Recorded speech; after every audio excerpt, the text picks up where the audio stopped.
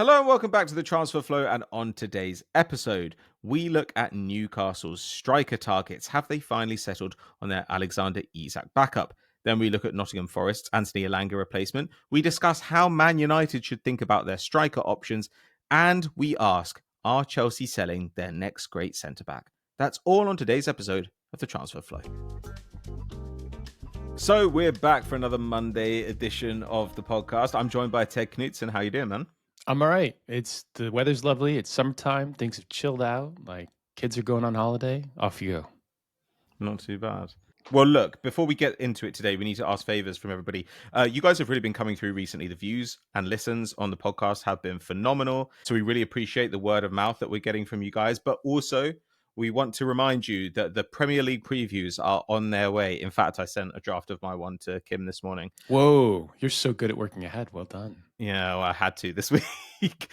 But look, it's a £10 subscription for all 20 Premier League teams. So, 50p per team. Pretty good to be the best informed person on Premier League sides ahead of the new season. We really do encourage you to go ahead and do that. And it's a great way to support us if you've been enjoying the content over this first year of our existence. Ted, there's also variance betting. Yeah, so tomorrow on the newsletter, we will do the recap of how this last season went, up over about 70% on my bankroll for the gambling across the Premier League, the English Championship, and the UEFA Champions League. And that doesn't include any of the outrights that I suggested last year when 1,000 people were watching this thing and like, why are you talking about gambling? Because they didn't know my history. So that's going to come out for free on the newsletter. Subscribe at thetransferflow.com/subscribe.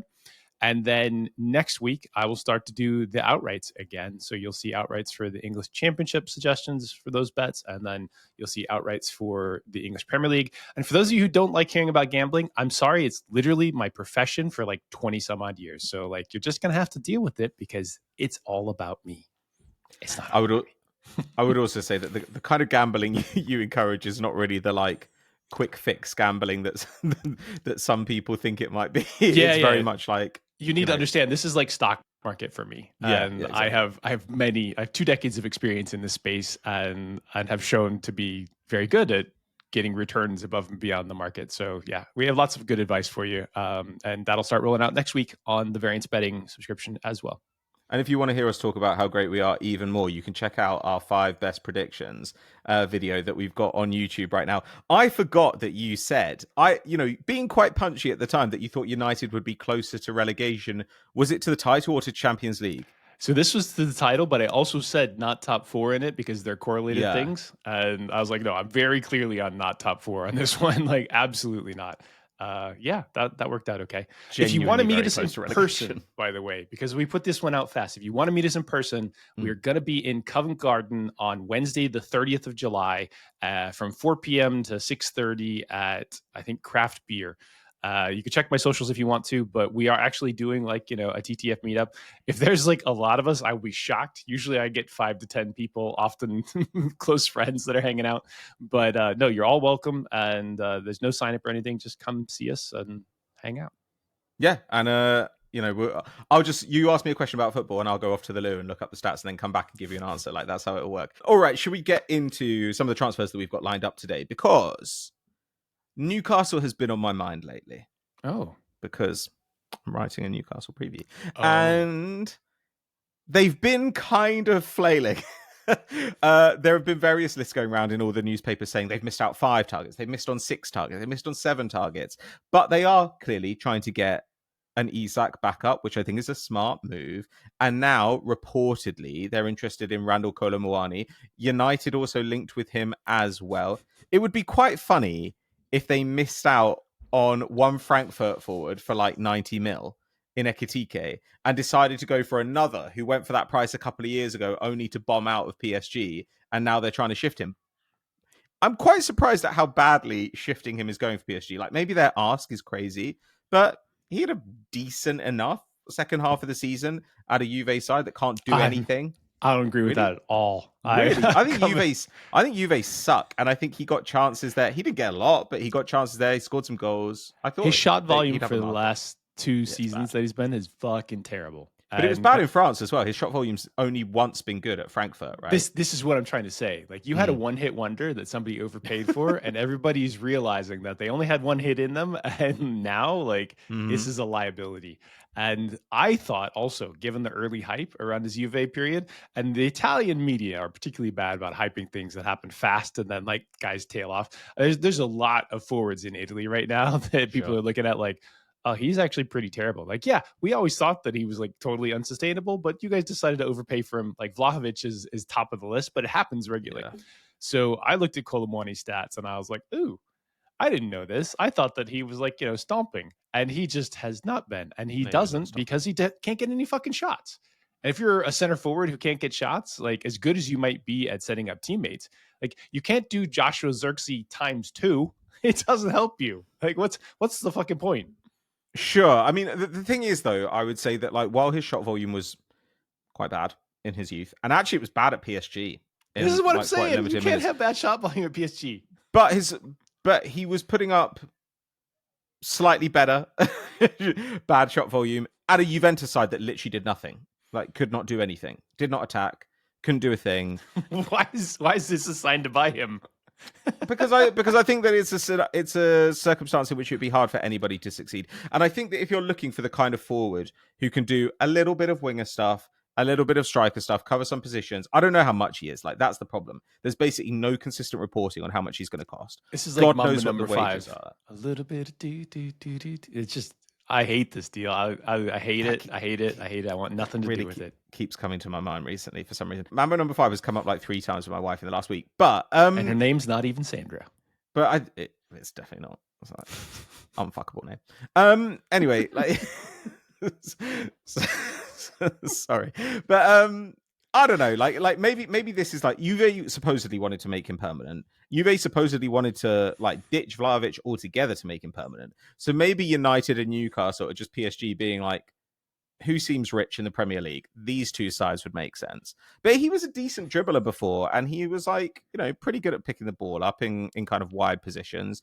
I don't know. I still think that there's, look, when we're looking at like 55 mil for like Elanga, I do look at Kolo Muani and think, this is quite a similar player. Like that, like that. Historically, he's reasonably creative. It doesn't make sense for United at all. Like the United situation at striker. Okay, let's move on to that. Newcastle. Hang on. No. So here's the thing. Like, Juventus are like Italian broke and historically dumb, they are. Right? They have like made now. Damien Comolli is likely coming in and changing that because he worked with some of the smartest people in the industry back at Toulouse.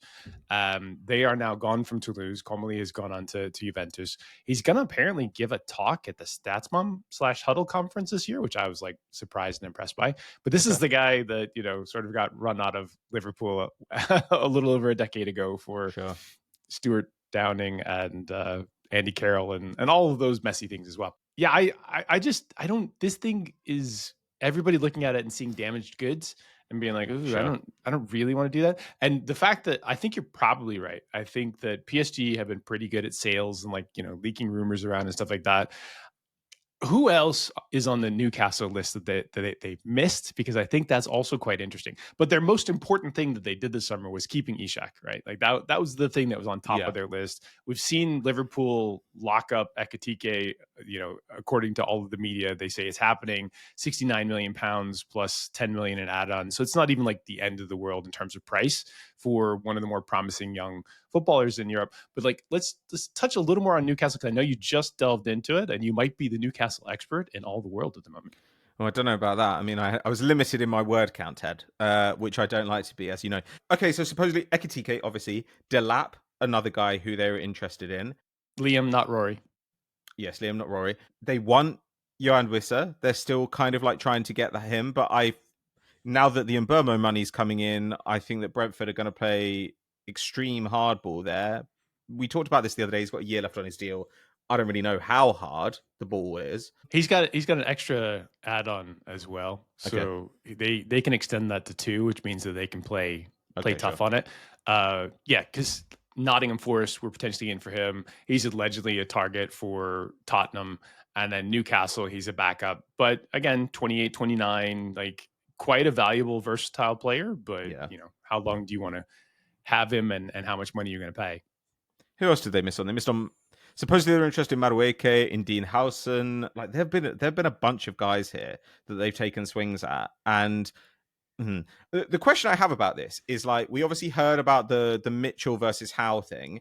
Then Howe wins a trophy, makes top 5. Okay, Mitchell leaves, but now the concern is, like, who's driving the bus? Because Howe is now getting into preseason, and they do not have this backup striker target locked up. They've only brought in Elanga. They haven't got in the defender they wanted. They haven't reinforced the midfield. They haven't brought in a creative player, which I think they need to do.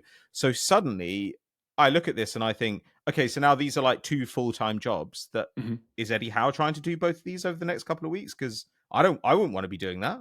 It's impossible. What you see is you often see them be much slower in the market, which means when you're slower in the market, you get slightly worse targets and you end up paying more potentially for the ones that you have to get because everybody knows you're leveraged and you're stuck. I don't have any direct criticism of Newcastle at this point because they are what they are. They decided to back their head coach that, helped get them into Europe, which makes sense. But like, those coaches need structure behind them because, again, it's an impossible job to be able to do all of the wrangling around players, both in and out, and to be able to do all the coaching work that you have to do in order to integrate them and have a full Champions League campaign in front of you.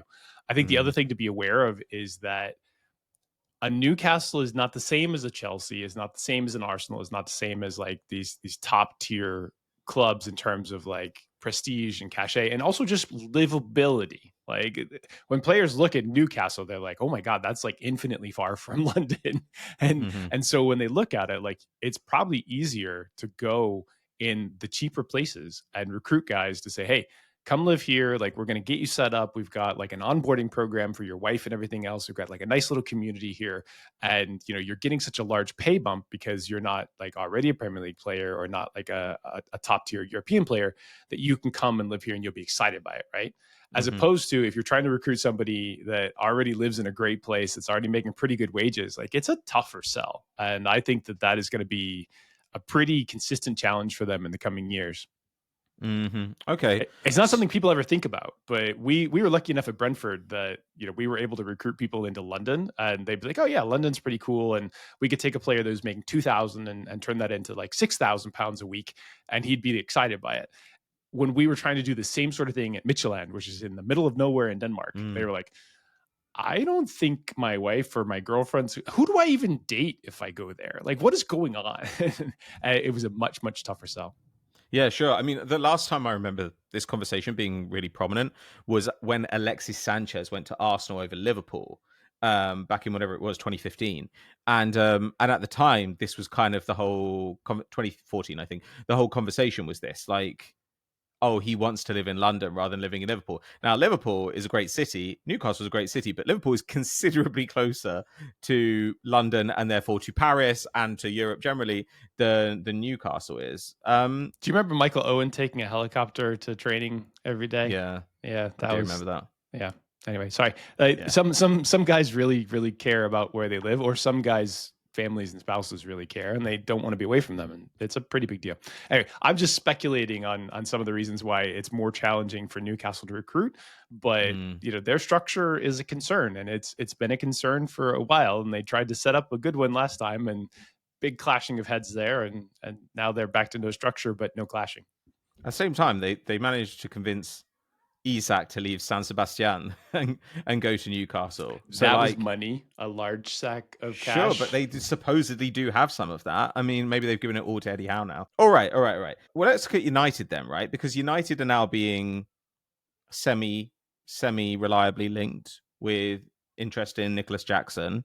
The United striker thing is a bit baffling to me because it feels almost like they went into the summer forgetting that they wanted a centre forward, because all we hear now is them kind of drifting from player to player. They're like, oh yeah, United have asked about Gyökeres, too late. Oh, they were interested in Ekitike, he's going somewhere else. It doesn't seem like they were like, this is the guy we want. And maybe they thought Garnacho will go out the door early, we'll get a big influx of cash, and then we can go for the guy we want. And it turns out that having basically assassinated Garnacho's character in the media all year, makes it harder to sell him. Like that's actually not very good if you want to sell a guy. But I don't know. They've got Cunha and Mbeumo in. We've made our feelings clear about those signings. Good players. Their attack will be better next year, even if those moves are overpriced and not right for the long term. Mm-hmm. But what kind of centre forward should they be targeting? Because we have seen links with all these different kinds of strikers, and I don't know if United even know what they think a centre forward should do for them at this point, as shown by the fact that they signed Xerxes last year. Darwin. Is it like Darwin's the guy, but also I think I actually pitched it on the podcast last time around. Like, I really like Nicolas Jackson to United. I thought that one made a ton of sense. And it also makes sense for Chelsea because they would love to not sell Jackson to one of their rivals for the Champions League and potentially, winning. And I'm sorry, United fans, but you're not there right now, and you're probably still a couple years away from that at best. So yeah, I think that United needs somebody that gets shot volume, somebody that can potentially run onto balls. I think and Mbeumo and Cunha and the guy that plays in the middle that's Portuguese, that Bruno. My brain just Bruno. There we go. We don't talk about Bruno. Yeah, I think that those guys can all pass pretty well. But like when we looked at it before, and people were like, "Oh, you didn't give your winger targets or your wide targets for Manchester United." You and I were both pretty excited about Ahmad and also about Garnacho. Yeah. And given their structure, we looked at it and said, "Okay, this makes sense in this way." We're more worried about other things, which is shot volume up top, and then like their core, like their ability to shut down attacks and then immediately restart them. They haven't solved that issue. They've added other areas, and I'm not sure how they play all these guys at once either. So this is not a squad that I'm happy in rebuilding. They haven't done anything. Like it's like they miscolor coded like their team sheet, and they were like, okay, well, like, the one area that they've pumped a bunch of money into, like 130 mil into, is just like an area that we were like not concerned about. Nope. Central midfield, don't have anyone. They don't have anyone who can both run and pass. They might have some guys who can run and maybe some guys who can pass, but no one who can do both at the same time. No one that can pass and has a beating heart. Exactly. No one with a beating heart. Like defense, God knows. Like, don't know if Martinez ever gonna like reappear again. They obviously went and got Yoho last year. Sure, okay, fine, but like they're also watching Alvaro Carreras go to Real Madrid. Okay, feels like a player they could have used instead of signing Dorgu in January, but sure, whatever. Like, I just don't understand the allocation of resources here. I just don't get it at all. And United fans will get annoyed with us for like critiquing their overpays for this move. And then when we say in January something like United really need to go and get some central midfielders, then we get all the comments saying, well, we don't have any money. Like, how are we going to go and do that? It's just like not wasting money routinely. That's how. I don't understand what they're doing. I look at them and I think Cunha and Mbeumo will do some stuff. They won't do quite as much stuff as they did last year, probably, but they'll do some stuff. But central midfield, complete empty zone, dead land. Like, what's going to happen there? Who are Cunha and Mbeumo going to pass to? Apparently each other. Because unless the plan is that Mbeumo is going to be centre forward and they'll play Diallo and Cunha behind him, which would be kind of fun, but that's not why you sign Mbeumo. I just don't get it at all. None of it makes sense to me. None of it makes sense to me either. If you follow my social media, you will see that over this past weekend, I was playing around. I was like, hey, I will happily help out Manchester United for $5 million a year going forward, and we'll do a consultant contract, or you can hire me like my full on. It's going to cost millions in order to do it. But here's the thing: I would save them my immediate salary by having any sort of price sensitivity on all of their transfers. I'm like, no, this is the price cap for this guy. And if we can't get this guy, there's 20 other guys that are not too dissimilar than this guy that we can probably go get. And I could do that for every fucking transfer that they have made in the last 5 years. In the last 5 years, we could find 10 to 20 alternate targets for every single one of them that were as cheap or cheaper, much cheaper in many cases, that would have been an improvement on it. And then you can do that going forward, because that's literally what we do. That's what this show does. That's what our newsletter does. And that's what I did professionally, both inside of football teams and on the consulting side for multiple Champions League teams that won titles while we were working with them. But no, Manchester United can't even seem to figure out what their actual needs are in the transfer market. And therefore, they only shoot themselves in the foot every single summer. And every year, we're told. We don't dislike United, by the way. United can't get it wrong forever. United can't get it wrong forever. It's like, okay, well, it's been 12 years now of them consistently getting it wrong. Like, at a certain point, I do start to think that maybe they're not very good at this. Like that is my take on it. It's also like, you say we're neutral. I don't like Manchester United. I never liked Manchester United. They suck. But our opinions here are as impartial as we're capable of, right? Like it's from a professional perspective. Like, yes. I am totally neutral on this. And I would have happily worked there for a nice chunky salary at some point. And now you would need to give me a lot of control, because whoever's making the decisions there for a very long time just keeps fucking it up. And you can't, you can actually do it forever. Even if you have a ton of money, seemingly you can just keep making bad mistakes all the time for a very long time. And the other thing that you have to be, and I heard this from some media in Manchester, and I do really appreciate it. He said the fan groups are crazy and they're always looking for the next thing. And they're totally over the top, like the Mark Goldbridge Brigade and everything else. Sure. You have to tune all of that out. I'm like, I already tuned all that out. I know what these people are like. I've worked there. You don't want to listen to, they don't have any valid opinions. They have no valid opinions other than they should be supporting the football team, because they're not experts in this. As much as they want to believe it, as much as they follow it, as much as they're passionate about it, which I completely understand and encourage. You're not experts in this thing. And so you just got to let the experts eventually do it. But when you've not had useful transfers in 12 years, I can understand having some questions about the people who are running the club. but they'll like you. They'll like you when you win. That's the thing. Fans always get pissed off about stuff, and then eventually when they see it working, they start to get on board. Look, if United wouldn't have got Jackson, I think that'd be super fun. And if they could do something like Garnacho in part exchange, I think that's unlikely now with Gittins coming in, but that would be great as well. They still are going to need to find money from somewhere to figure out something workable in midfield. They have to do that. But Jackson in front of Cunha and Burma would be quite a lot of fun. And you're right, United, after a while, it actually just becomes galling to see these transfer dealings done so badly. After a while, you do start to think, what would happen if somebody just got their arms all the way around this, got a plan in place, and put United's resources pointed in one direction? What would actually happen if they could just have message discipline for 3 years? Yeah, we're going to go on a diet for 3 years. And it's going to be a tough diet, but we're going to get you guys back in fighting shape. And at the end of that time, you're going to have a better squad than you've ever had.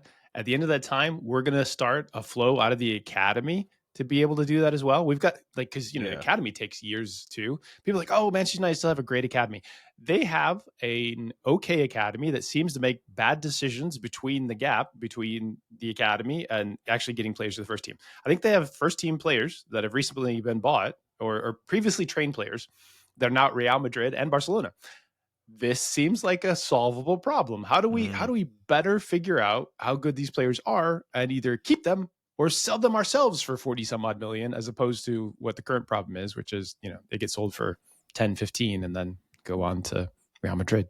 Yeah. I want them to do some more stuff. They took a couple of players from Arsenal's academy this season.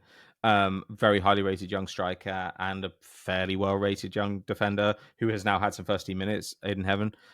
Doing stuff like that, great. Keep doing that.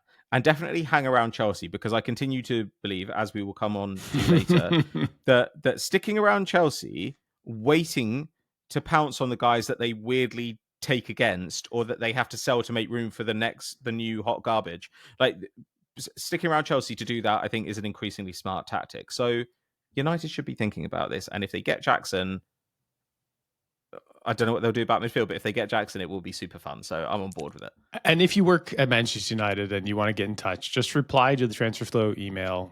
You'll get into my inbox and we'll have a conversation. I would immediately save you money on my salary just by telling you what the right prices are for players and then offering other options. We have done this for a very long time. It's not that hard if you have great expertise. If you don't, you just keep rolling the dice and hopefully it ends up paying off multiple times. But when you have so many needs like Manchester United do, that's a lot of potential for mistakes. Starting the season with Arsenal at home, it'll be an interesting one. Be an interesting one for both teams. Okay, let's move on then. Ted, I'm just going to have a little drink of water so that I can give you space to talk about Kyle Walker-Peters to West Ham, because I know that you're excited to do that. So go right ahead. He's queued me up on this one. I was like, why is he on the list? And it's like, because he's going to move. It's like, he's moving on a free from Southampton to like anywhere. And I feel like I've been avoiding talking about Kyle Walker-Peters since he was a teenager. And what was your response? He didn't even play when he was a teenager. He barely played till he was 23. The only reason why everybody knew his name is because he looked like the really good fullback that Spurs had at one point. And then they were like, oh, this is a regen. But no, he's nothing like a regen. And in fact, his stats at Southampton were fucking terrible across 36 90s.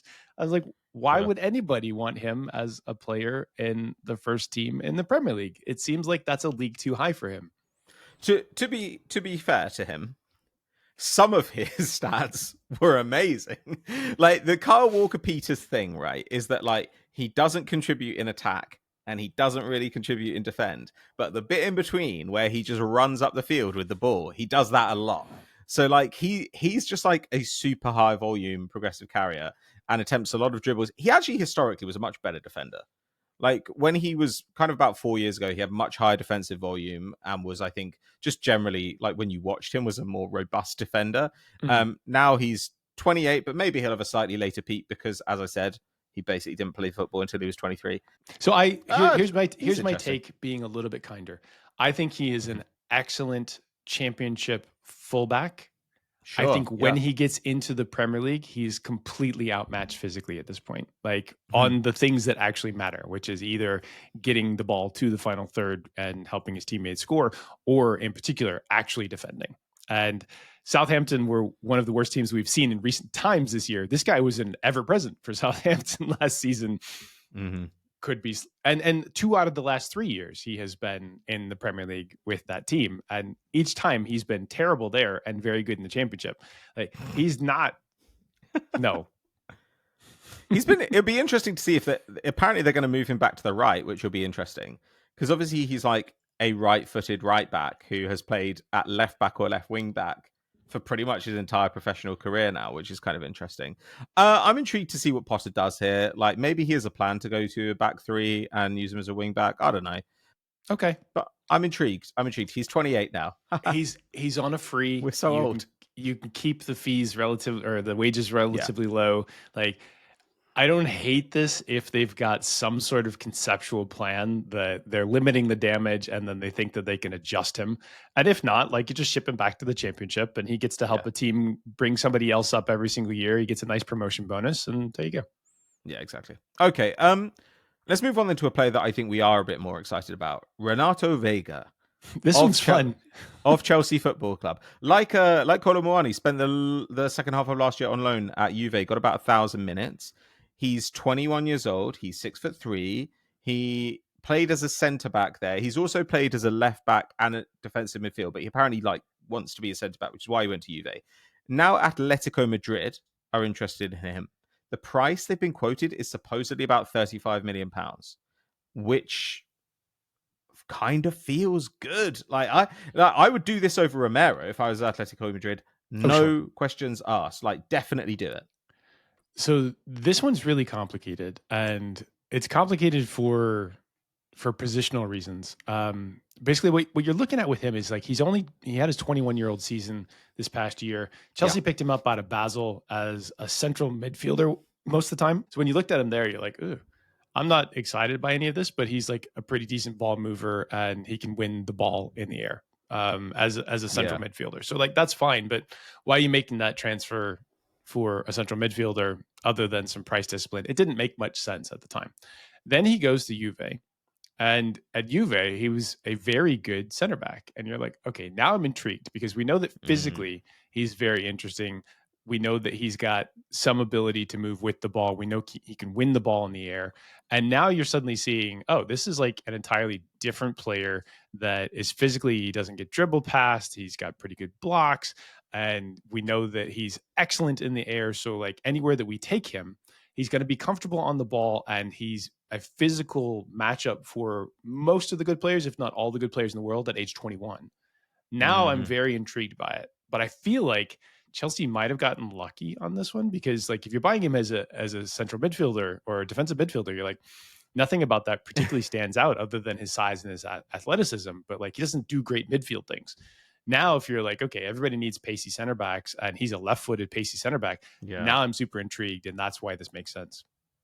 Yeah, I've got to assume that Chelsea are only the left-footedness is part of Chelsea's decision to let him go, or maybe they just don't have a market for guys like Chalobah or something, because he looks really, really good. And I think, Levi Colwill is very highly rated, and I rate Levi Colwill highly, but Chelsea's centre-back core, well, I mean, it's far too big for one, but they haven't really ever settled on a pair that is convincing. Like Fofana, I don't know if Fofana's ever going to be fit ever again.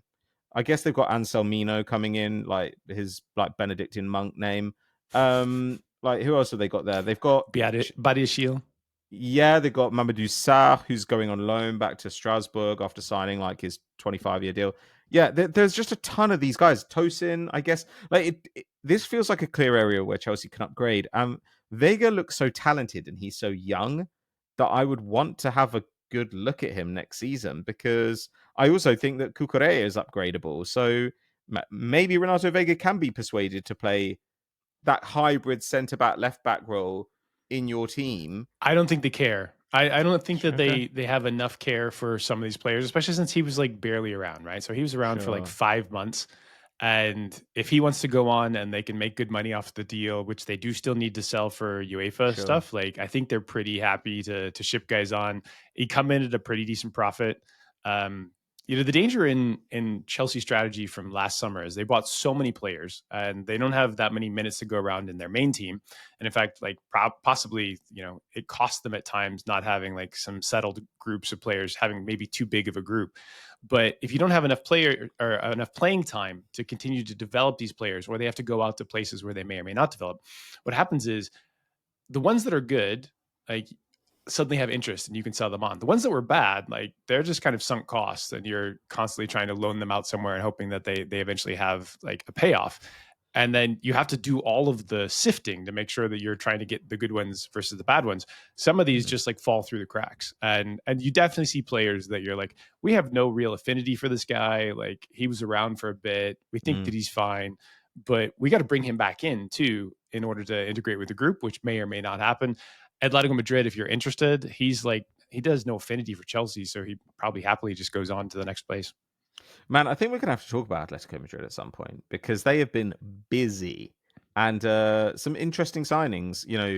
If Veiga comes in, they've got Thiago Almada. There are a few guys, and then Saul looks like he's finally going out on a permanent to Turkey. A guy they could have sold for about 100 mil to Man United, 6-7 years ago. Who else is going? Oh, Rodrigo de Paul is going to Inter Miami. Which I think is actually super fun. Like I'm a big fan of that guy. He's a good player.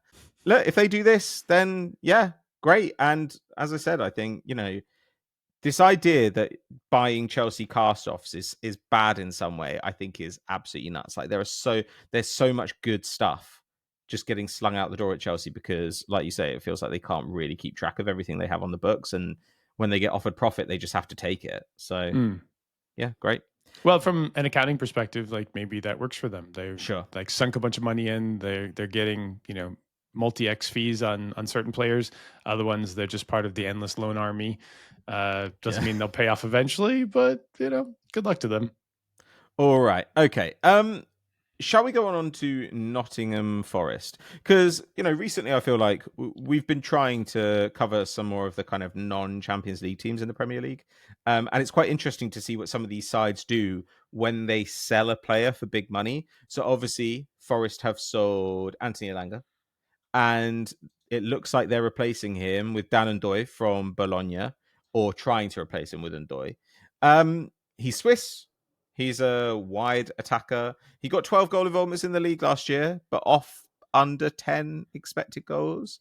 However, in his defense, playing for Bologna, not quite the Motta Bologna, it's the Italiano Bologna, but still they are weird. A conservative team and weird. Yeah, exactly. But he dribbles. He's a dribbly boy. He loves to run. He gets fouls and he dribbles does. and carries the ball. Like that is what he does. And if you were to say, hey, Nottingham Forest, when you're replacing Anthony Elanga, what are you looking for? Like fouls and dribbling, like through the middle. Give me a final third mover. You're like, all right, well, here you go. Here's like 5. Let's sort by list. And this is just clearly on that list. It's like so obvious what the replacement factor was in looking for this type of player. I don't have any strong opinions about here. Like you don't want to overpay given his age, I think is a thing. Size is fine, but like he's going to be 25 when he comes over here. I'm not super excited about his setup. I think Forest have a pretty decent chance to regress this season. Mm-hmm. And so, you're walking into that type of problem unless they were to significantly upgrade certain positions or they already had the players that were able to upgrade.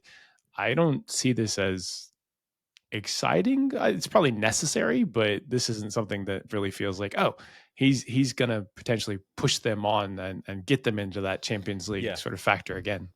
I think it's mostly exciting if they pay a low fee and then they've swapped Elanga for a guy who I think could probably do quite a bit of it, plus some money. Because I do look at Ndoye and I think, his shots are low, but the quality is quite good. So he's not going to toss possession away for you.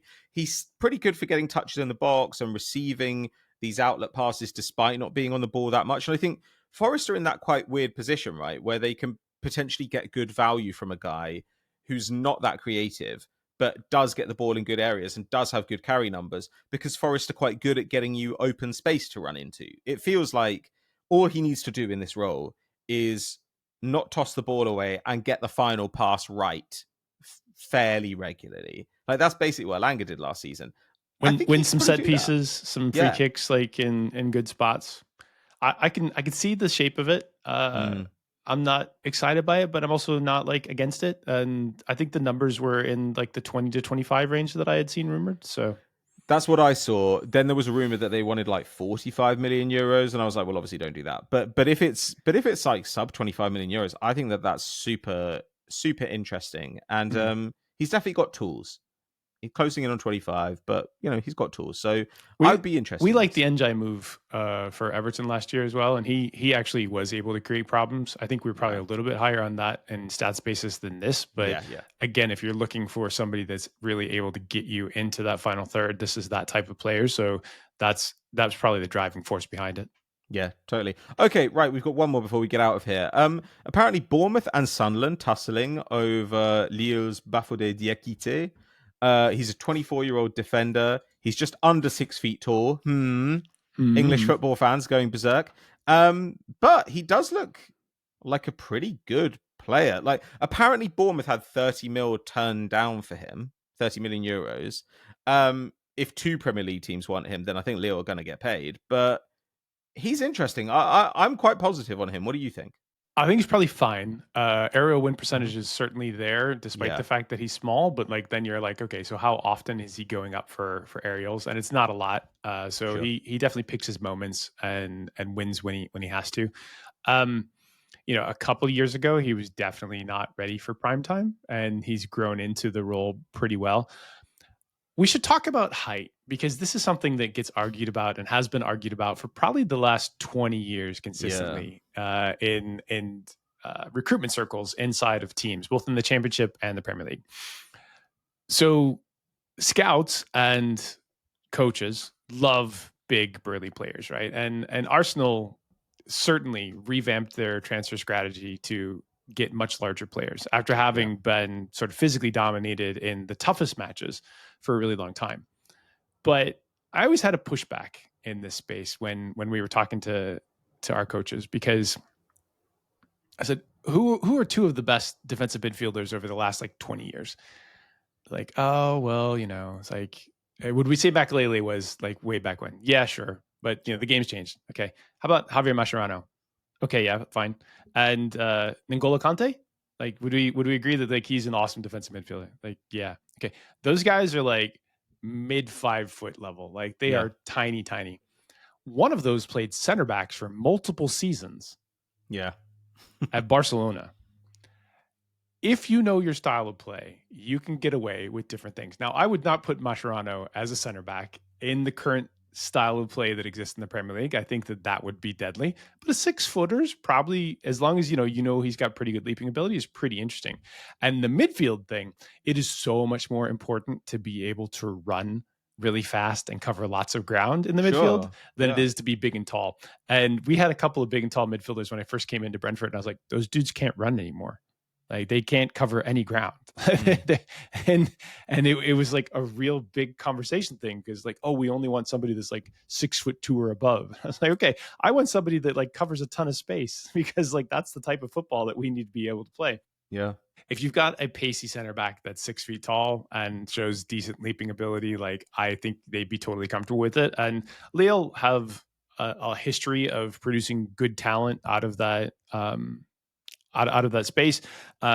Whether it's good athletes or it's wide players, sometimes their academy comes up with a gem and PSG buy them. So I think the worry would be the 34 million pounds, which is what they said that they want. Like, at this age, you're getting kind of a fully cooked product. He has to tick a lot of boxes, or, if you're saying, well, he's at least as good as the average center back in the Premier League, then yeah, as long as you don't overpay him in wages, like, he fits in all right. Sure. Yeah, I think he would be an interesting player. Like, I mean, I'm intrigued to see how much of this scales up, but he looks like an interesting passer. And Leo, generally speaking, always tend to have at least 1 to 2 players who you should have your eye on. Weirdly, I didn't really think it would be him. I thought it would be Ribeiro, Alexander Ribeiro. But we're in the lull. You know that? Like, we've hit this like little bit of time. All the schools are out. Teams are kind of getting back into their preseason now, unless you've been at the Club World Cup. Their preseason has been lasting for 2 weeks, so we're seeing friendlies happen. We're seeing these preseason tours happen. Now is in the time where the Italian market starts to spin up, finally. Like, there's been 6 weeks where you can't get a hold of anybody in Italy unless it's an agent, and then the agent's like trying to get a hold of somebody that's fucked off on their holiday. I think last week we saw a lot of deals either happen or get very close. This week is quite quiet. There's still the staring contest with Gyökeres. Wasn't that supposed to be concluded this week? Like, didn't happen? No. They were like, Berta's flown out there. It's a matter of time till it's done. That was like 2 weeks ago. Yeah. I think he's just on holiday in Portugal. I did see another rumor that said that Mosquera was actually in the announcements background of the announcements for Madueke, and they had to delete the post. Mm-hmm. And they were like, no, it's not closed yet. It's not done yet. It's like he's literally in the stadium, like, knocking around. If you're a fan, like, know that things will be happening. If you're a United fan, hey, you've got deals done. Like, we don't like them, but at least they're happening, but they don't address any of your needs. If you're Liverpool, like, you're so excited. And if you're Rodrigo, please just sign for Arsenal. That's where I've ended up so far on the rumors. That seems fair enough. All right. I think that just about wraps us for today. Ted, anything that you want to say before we get out of here? Subscribe to all of our stuff. Show us love. Yeah. We do appreciate. We operate on love alone at the moment, and peanuts. And and we're going to potentially buy you a beer if you find us next week. So come to our meetup. Yeah, come along to the meetup in Covent Garden. We'll be delighted to see you. Check out Man Down if you haven't already. That's our kind of passion project over on another side. And we will see you next time. Bye-bye. Goodbye. Kind of hit 1 million views before. And I was smart enough this time that when I saw pretty early on that it was reaching escape velocity, I limited it so only people I follow could reply. So at that point, it had like 120 replies or something. And then it only had like 150,000 views then, and now it's over 1 million. And I'm so glad that I've missed out on whatever. There are people, at that level, you're like, people are arguing on my behalf with each other. It's fucking nuts. Just like, calm down, guys. I have seen this in my own stuff, especially when it hits like certain fan groups, and you're like, oh God, I don't usually make it out into the general population. Patrick enjoys being particularly savage. It was just like there was just a guy who was like being a fucking idiot about it, and I was just like, I didn't even quote tweet him. I was being nice, but I was just like, oh fucking hell! Like, do we have to have this conversation every time? Every time the dumbest guy in America comes to Europe, he's just like, it's not like America. Go home then, you fucking hillbilly. Cowboy boots. Hillbillies. I could certainly understand if someone wanted to complain about not being able to take the fucking lids off of the bottles on me right now. Oh. That makes me angry. But I even agree with the AC. I'm just like, shut up about it. And also, I'm sorry, but like, skill issue. All of this stuff is a skill issue. Like, when I go stay in an Airbnb, I just find one with air conditioning, you fucking moron. Or he was the whole thing about ice as well. Like, this is a psyop. Like, that is what that is. Like, there's absolutely the fact that Americans are turning up in Europe and not being able to get ice in drinks, which a problem that nobody else has. Right. Like, that's 100% like guerrilla warfare against Americans. I saw a guy walking through town on, I think, Saturday morning, and he was in like a linen jacket, pink pair of trousers. It was clearly like doing some sort of wedding thing or something else. Had a suitcase with him and had a box fan that was like in his other hand. And I was like, I respect that. Like, it's hard to sleep when it's too hot. Yeah, I support that. That's elite. Like, there was a point last week where, like, when I was brushing my teeth in the bathroom was so fucking hot that I have like a little desk fan, and I had to take in my, like my charger block, like connect the fan to it and perch it like on the sink, just blowing air at me while I was brushing my teeth. But like, look, I get it. The country's not built for it. Shut up. Like, just shut up, you fucking miserable knobs. Honestly. You're just so much more willing to pay attention to people's general opinions than I am. And like, I see this occasionally when we get stuff from Man Down. I'm like, I don't care about that. Why are we surfacing this? Get the shit out of here. We need content, Ted. We need content. That's why. That's what Reddit's for. Oh God, yeah. I love that Reddit is a level above that. I mean, that really does tell you it is. The level of discourse. I've never downloaded TikTok, not once, so I couldn't even see the comments on the videos that Despina's loaded up. I was off TikTok for like the last 4 years, and the only reason why I re-downloaded it was so I could read the comments on our own stuff. Sure. So same sort of thing. So yeah, I guess we should get started on this other thing because I don't have any funny stories this week. It's been a funky, quiet week. Yeah, a dry one. But better replenish yourself then during the course of this week, because we've got this meetup. You need to provide good value. I have like half a year of stories for people. Like, why do I need new ones in the week before? Sure. One of us is holding up our end of the bargain here. You're just going viral, irritating Americans. Oh my God. Like, the mental health in that country is fucking like rock bottom. And I had to talk to my parents about this. I was like, all right, you guys have a choice in how to spend the rest of your years. Like, you can't change anything about the government right now. But it is really unhealthy for you to watch nothing but news and reality television, especially when like it agitates the shit out of you. Like, the world has changed and you have not adapted to it. So you need to think really hard about how you want to spend like the rest of your life. Do you want to like be freaked out and nervous and horrible all the time because you're paying attention to current events, knowing that you can't deal with it? Or do you want to like dip into art and beauty and find the good stuff in life and get out into the world and interact with real people to feel like you're making a difference? Because that's going to be a much, much better impact. And this is an active, intentional choice that you have to make. If you keep doing the shit that you're doing, like, it's going to kill you faster. I promise you it will. But also, I'm just like, maybe at a certain age, we should just give everybody, like a Switch with like Breath of the Wild on it. And we're like, every time that you feel like going on Facebook, just do this instead. Like, I talked to my sister about this. My sister just turned 40 2 weeks ago. I was like, I will pay for mom's legit video games. Get her off of the apps that are like microtransactions and all the bullshit. And like, I just make her play video games. It will be uncomfortable at first. And then eventually she'll be like, oh, this is kind of cool. This is fun to explore. Like, fucking it's play exactly Animal the same Crossing. thing with real rewards. It's like actually aesthetically pleasing and satisfying and problem solving and all this kind of stuff. Absolutely. And yes, so it does all of the good things and has very few of the bad things. Like, just go kill Nazis for a while. That'll make you feel better. That actually would make everyone feel better. It's like, oh, we've all bought you Castle Wolfenstein. You need to go and murk some Nazis. Yeah, I 100% agree with that. I think it's actually really important. And if you're listening to this, like, have a real serious discussion with your parents about this type of thing, because like It impacts their relationship with their grandchildren, which some of them will take that very seriously. But also, we are in the golden age of entertainment. More stuff exists than ever before, and more good shit, more amazing stuff. There might be slightly fewer movies coming out, but like they're usually quite great quality. And then particularly in the television space and the book space, like there are endless things that you could do with your time. Doesn't involve being online. Well, I'm not for real anyway. That's my take. No, I agree. I'll get off my soapbox and we'll do a podcast.